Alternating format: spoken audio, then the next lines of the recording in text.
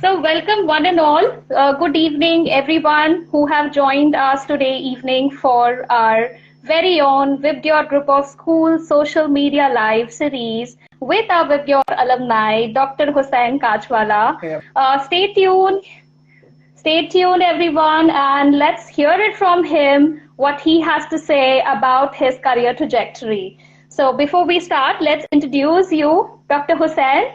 So Dr. Hussain has spent his foundational years at VIBGYOR, and then he went on his further journey to do his graduation from Georgia Tech in Biomedical Sciences, post which he completed his doctorate in Orthopedic Medicine from Philadelphia, Georgia, United States. And here he is, specialized in surgery with us. Okay, so let's give it on. If you have any question, please put it in the chat box. We'll take the question towards the end, but let's hear it from Hussain. So Hussain, could you please tell us about yourself and your foundational journey at VIBGYOR Group of Schools? Yeah, so it's great meeting you, Hina. It's great meeting everyone else on the chat. So thank you so much for taking the time out to come and hear me out. You know, it's an honor to be here. If you don't know me, my name is Hussain. I was a VIBGYOR NIBM alumni. I graduated in 2012, and I was kind of one of the first few people in class. So when VIBGYOR was originally called Billabong back in the day, I was one of those students who actually went in and was one of those five. I think there was 5 students when I first joined. So our class size was really small. We were only up till the 5th grade. And you know, that's kind of, I've been kind of growing as VIBGYOR has been growing as a school. So that's kind of been my foundational journey. And, you know, I really have a lot to thank VIBGYOR, especially their teachers. They've been my foundation, my rock. So, like a lot of times when I was struggling in class or, you know, things that were going on in my life, you know, I always had my teachers as support. So I really can't thank anyone. I really cannot thank VIBGYOR any more than I have already have. So I really, really do appreciate VIBGYOR, and I really appreciate the teachers at VIBGYOR and IBM, and I can't be where I am right now without them. Oh, great, Hussain. I think that's a whole nostalgia journey with VIBGYOR. And just to keep the audience once again continued that Hussain is from NIBM Pune. Yep. So before, we go ahead with the first question, of course, that can you tell us the difference between this orthopedic medicine and MD? We use a lot of jargons when it comes to doctor, MD and all. So if you could just help us understand the difference between the two. Yes. So it's very, so I know in India we have MBBS, we have MS and MDs. In the United States, we don't have a bachelor's and doctorate, so we don't have like an MBBS. We essentially go ahead, we finish high school in the United States and we do an undergraduate degree of our choice. So we can do an undergraduate degree in computer science, computer engineering, arts, Spanish, whatever you want. Once you finish your undergraduate degree, you apply to medical school in the United States. You do some prerequisites, which includes biology, chemistry, organic chemistry, and then you also give an exam called the MCAT. It's very similar to the NEET, which is done here, and then that's how you kind of get into medical school. Medical school is a 4-year-long journey wherever you go in the United States. You have to complete those 4 years. Typically it's 2 years of pure didactics. So we just learn from a book, or we're learning from a textbook or some kind of theoretical knowledge, and then after the 2 years we go into the clinics and the hospitals, and we kind of get some actual medical experience that way. But that's kind of how medicine works in the United States. Now in the United States there are 2 forms of degrees. So we have medical doctorate, so it's an allopathic degree, which most people know as an MD degree. We also have another form, which is called a Doctor of Osteopathic Medicine, which is what I am. Essentially, we do learn the same things. We take the exact same exams. We go through the exact same residencies. The only difference is that we do an additional requirement called osteopathic manipulative medicine or osteopathic manipulative treatment, and that's an additional 300 hours. So we spend 300 hours basically learning how to treat patients holistically, how to treat patients on a system basis, like how to treat patients connecting systems versus treating them system based. And we're in tune with the body a lot. So we have this theory of mind, body, spirit. We believe they're all connected. And, with that 300 additional hours, we're basically learning to master the neuromuscular skeletal system to kind of diagnose different conditions and then even treat a lot of conditions as well. So that's kind of the biggest difference between the two. But apart from that, there's not much of a difference. And we practice together. A lot of my colleagues are going to medical school in an allopathic degree. So we're essentially the same thing. Oh, great. So I think this information is going to be very helpful for the aspirational doctors who have joined today. We have this constant question asked about medicine in India versus medicine in United States. So can you highlight a bit on this topic? I think this is a huge topic of discussion today. So yeah, your expertise would count here. Yeah. So I'm actually glad they brought it up. I'm actually in India right now. So I just came back I was in Jalgaon doing a medical mission trip there, kind of serving the underserved population there. So it was even for me, it was very big experience, a very dynamic experience for myself. So in the United States, like I said, we start off much later. We start off our medical journey much later than what you guys start off here. But I think because of that, we get a lot of experience elsewhere. So it's not all about the scores. Like when we apply to medical school, they don't just look at our MCAT score, or like I guess the equivalent is the NEET score. They don't just look at that score.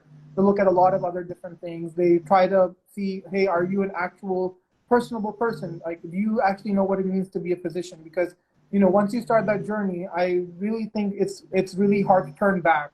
And so a lot of people will go into medicine for the wrong reason, and they realize, oh my God, what have I done? It really does take a toll. You're literally giving up your 20s. I was 21, I think 21, 22 when I started medical school, and now I'm 27. So I've basically given up a lot of my life to medicine, hours and days studying. But you should be willing to understand that sacrifice and also that privilege that you've been given to join medical school. And I think the biggest difference in that is that in India, you guys start a lot early. I also think that the other big difference is that we tend to use technology a lot more there. We are very technology heavy. We believe in CT scans. We believe in robotic surgeries. That's kind of been the way we kind of diagnose and, figure out different disease processes. We are very lab heavy. And I think the biggest dynamic I've seen here, doctors here really use their clinical intuition to actually, diagnose and treat. So there are a lot of, I think, especially in the rural areas in India, you don't have all those kind of services. You don't have all those CT scans and high technology devices and diagnostic tools at your disposal. So you have to rely on basically what you can feel, what you can hear, what you can touch. So that's basically the biggest dynamic change that I've seen from there and here. Superb. I think a lot of advancement and a lot of different things that we are hearing, and that goes with my another next question coming to you because it's also that audience has a lot of budding medicine people. There's a lot of buzzword around. We need to build profile, whether it's India or it's abroad. This profile is a big word. It entails leadership, curricular, co-curricular, academic. So it's a huge that a student needs to do when they are looking for the admissions in the United States. So can you share a light? How did you worked on it?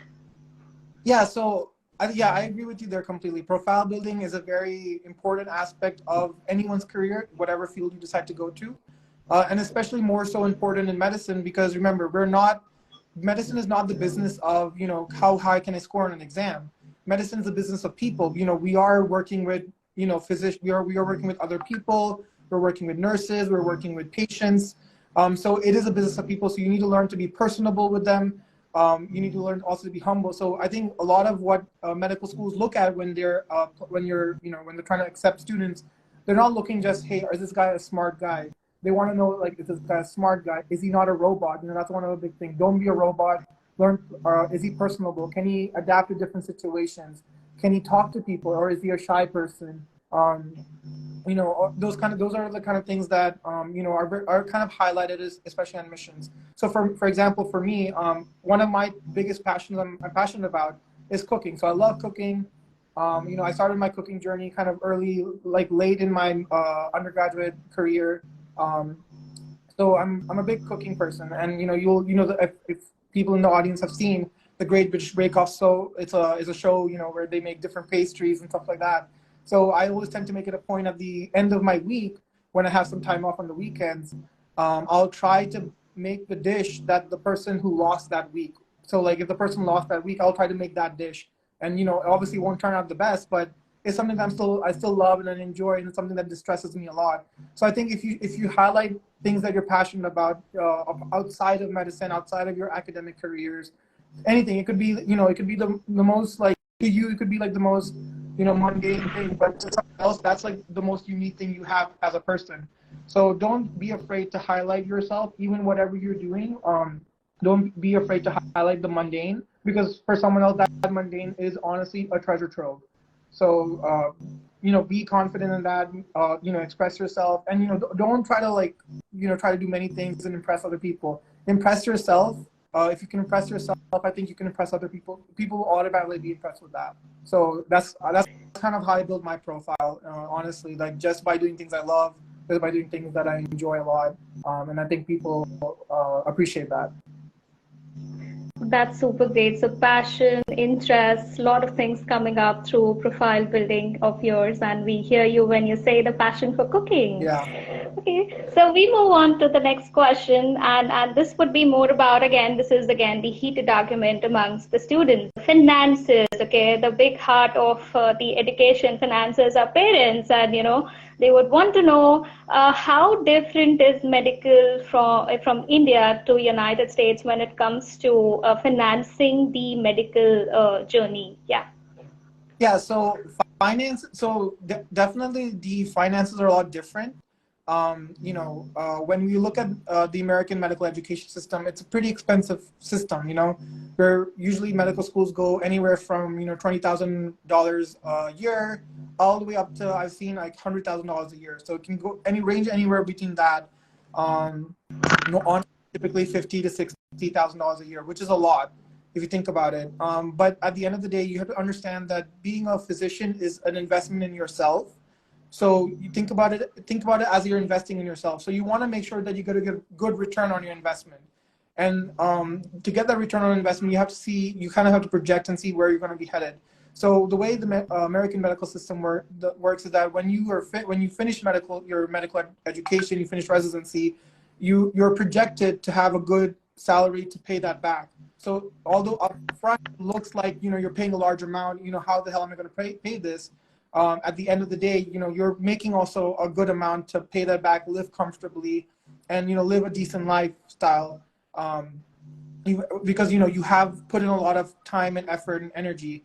Also, you have to remember this is not only the financial cost that you're paying. You're also paying the emotional cost that comes with joining medicine.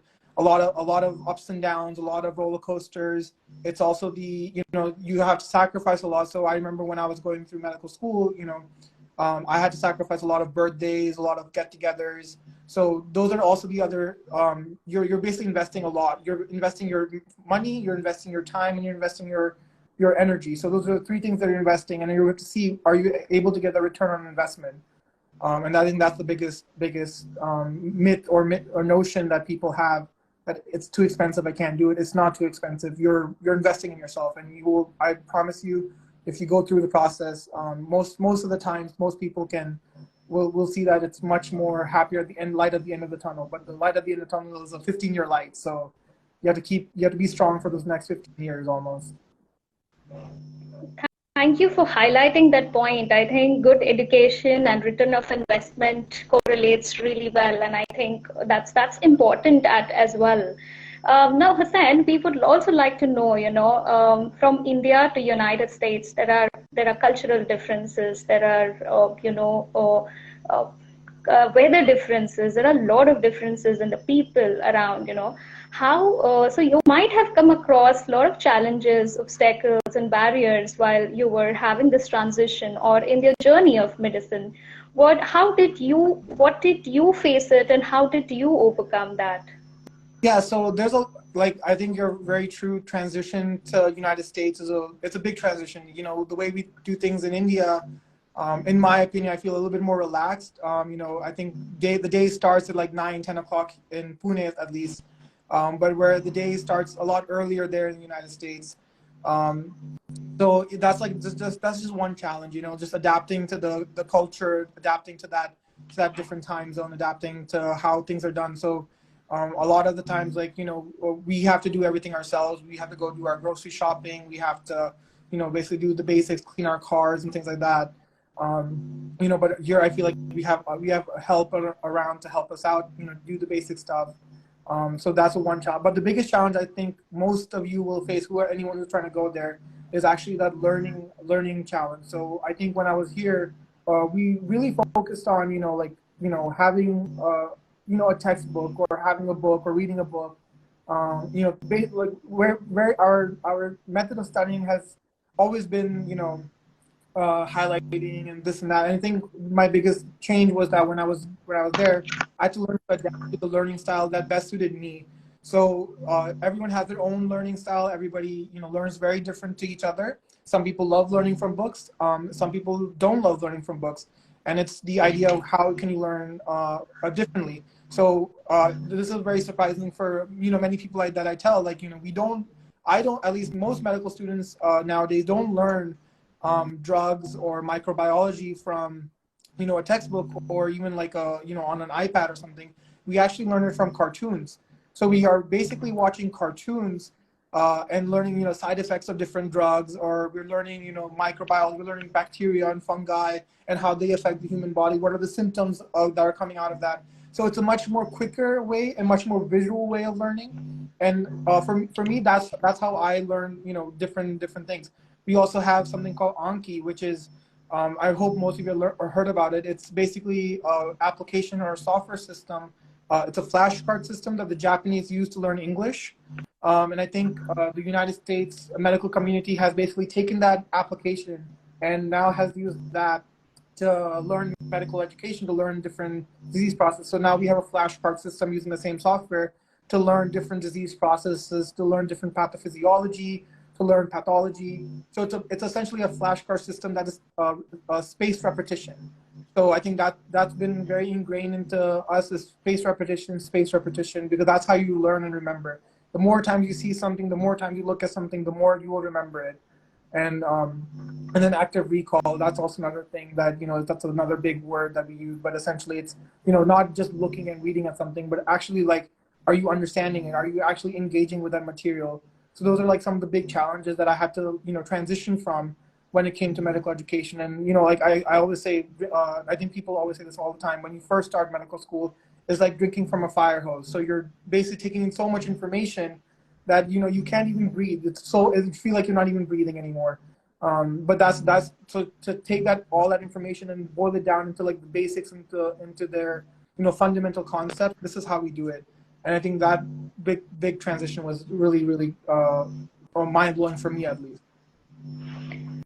That's great. I think the learning style that you mentioned is very, very important, and every student out there who is listening to this should understand their learning style and adopt to the challenges as per how you mentioned. There are a lot of questions in the chat box, and we'll take few of them definitely. And we have the audience asking to you, what does your current job entail? What do you do currently as a surgeon in US? If you could highlight on that, please. Yeah, so right now I've been kind of I'm on a medical mission trip right now.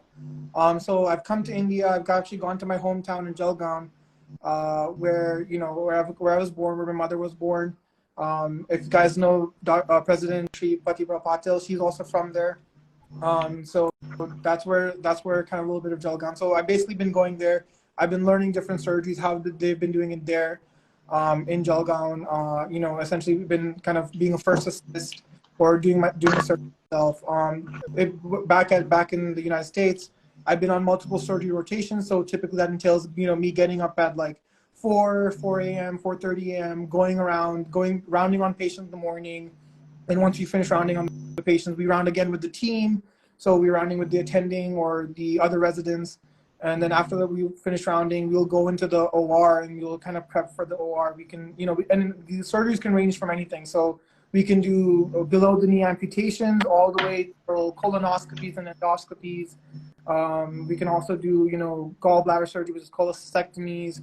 We can do robotic surgery. So a lot of robotic surgery is done in the United States. I think it's become more of a mainstream surgeries. It's become more mainstream now. So a lot of robotic surgeries are done on, very high acuity patients or very difficult surgery cases. And then, a lot of notes are being done. So in between of all this, like mumbo jumbo, we've been doing all that. We also try to make sure we get some notes in. We make sure we're recording patient history. We're answering pages, answering to any nurses that might have any questions, any patients that might have any questions, meeting with family, seeing pre-op patients, taking care of post-op patients, taking care of the patients who are on the floor, who are, had surgery or getting ready to have surgery. So it's a bunch of moving parts, and it's basically your job as a physician to, kind of go around and make sure you're managing all that. Great. I think that's a good extension as well. If I can ask you, so this is again the audience question. So, we heard this lot of concept coming in post-pandemic, like immunology, virology. There are some aspiring medicine people who are asking these questions. They would want to know more about this. Could you just highlight what is immunology or virology stands for? Yeah. So yeah.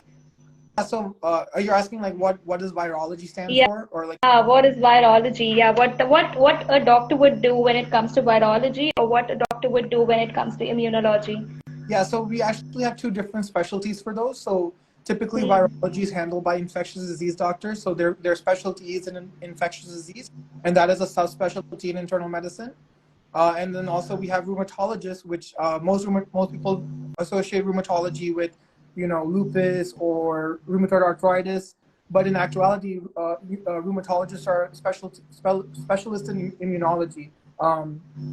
So they work very well with they work alongside with immunology, and both of those are very different specialties. Especially with the pandemic, I think a lot of infectious disease doctors have kind of come out and talked about COVID-19 and different flus and different disease processes there, and pandemics and epidemics. And where I'm from, Atlanta, that's where CDC is. So the Center for Disease and Control is actually right, like 1 hour away from my house, and I can literally I can literally drive down the road to visit them, and that's kind of where we get our guidelines from. So a lot of pandemic related queries, a lot of guidelines that we follow are related to COVID-19 or have been set by the CDC, and that's kind of how we practice medicine. So a lot of our medicine is very research heavy. So we focus a lot on research. We see the data and see based on the data what is best for our patients, and that's kind of how we practice. Okay. Great. The last question for the day is, what advice would you like to give to the aspirational doctors there? 11th, 12th is quite heaty, if you say, in the current world. They all are in the challenges of cracking those NEET and cracking those SAT, or getting into the admission. You have any advice that you would like to give to these people? Yeah, so don't worry about cracking an exam. Cracking an exam really doesn't mean anything, right? At the end of the day, a score does not define you. A 3, like for the MCAT, it's a 3-digit score, and that score does not make who you are. You need to show a medical school admission person, whether it's from India or whether it's from the United States, like who you are as a person. Hey, why should I choose you? Like, what makes you impressive? So even if you're not the best student, like I'm not the best student, and I'm very frank with that. I'm not the smartest person in the world. I'm pretty average when it comes to my grades and stuff like that. But I wanted to show my medical school, and I wanted to show the people around me, like, hey, I love medicine. I love what I do. I love taking care of patients. I love people, and this is why you should choose me. And so I think that's the best way to go about it. Is focus more on your overall person, focus more on you as a person, and think successful automatically follow. I think there was a movie called 3 Idiots with Amir Khan. I think in the very end he did say, follow what you're passionate about and successful follow. And I think that really holds true. If you follow what you're passionate about, successful 100% follow, irregardless of what you do. So especially if you're a pre-med student, definitely don't focus on your exams when the time comes. but don't forget everybody else. Like, don't forget the other things that make you as a person. If you love playing tennis, go play tennis and make that, you know, part of your daily thing. If you love, you know, I love playing chess, so I make chess is one of the ways that I de-stress. So whenever I'm in a stressful situation, I'll take out my phone and I'll just play a quick game of chess for 5 minutes. That helps me de-stress, and that's something I'm really passionate about. I love, you know, like finding new people to play chess with. I'll go to the park sometime when I have some time, and I'll play chess with random people. So that's something that's something that makes me, you know, me. I think that's really what you want to highlight, especially to other people, especially admission process, and, you know, also learn to be humble about it. I think if the more humble you are, you know, the more people you meet, the more connections you'll have, the more networking you'll do, and I think eventually you'll find the person who will connect you to the right people and will put you on your trajectory towards wherever your goals are. Great, great, Hussain. It was amazing to have you on board with us on this social media live series. I'm sure the way I am feeling to know you, to understand the whole medical journey, the myths, the pointers you mentioned, like learning styles, you know, ROI, and a lot of those things, I think that would help me also a lot, along with the aspirational doctors out there watching you. And I'm sure your teachers who are watching you would be proud of you where you are currently, you know, so it's amazing. Thank you for being with us, and you know, thank you for all the audience out there to spend this evening with us. Any one of you who would want to connect to Dr. Hussain can, you know, join us on our VIBGYOR Alumni Association platform. Of course, this platform is only for VIBGYOR students. You all can interact with him at any point in time, ask him questions, and stay tuned. We'll have many more series like this in the future. Thank you so much, Hussain, for joining us. Thank you, everybody, for having me. Thank you for taking the time to listen to me, and I appreciate everybody out here today. Again, I'm very reachable. Please reach out to me. I love to talk to people. I love to help people in any way whatsoever, as the best of my abilities. So don't be shy or afraid. I believe I'm very, very personable. So just reach out, and I'll reach out back to you. So don't worry about that. Okay, thank you so much. So much, everybody. Appreciate it.